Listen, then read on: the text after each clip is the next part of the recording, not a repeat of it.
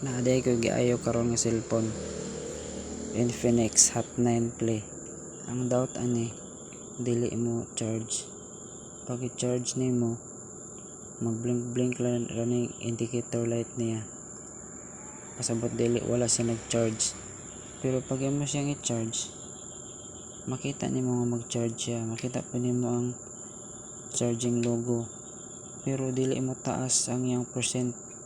Dili ibali siya mo karga ba. Kani 30% man gi-charge na ko isa kadlaw, agad siya ni taas. Bisan pag duha kadlaw, pag charge na ko ani, wala jud siya ni taas, 30% ra gyud.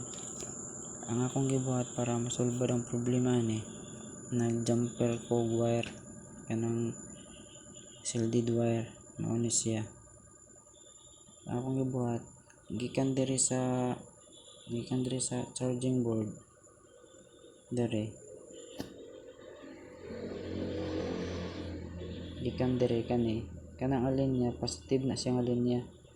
Nagtap ko diha paingon diri sa tapat sa iyang flex wire na may tulo ka kontak diha. Dire ko nagtap sa pinakakilid, positive mo po na siyang alin niya diha, positive.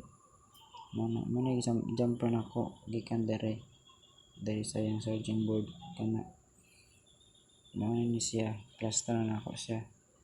Pag human ako og jumper, okay na siya. Karon nag-charge man siya karon.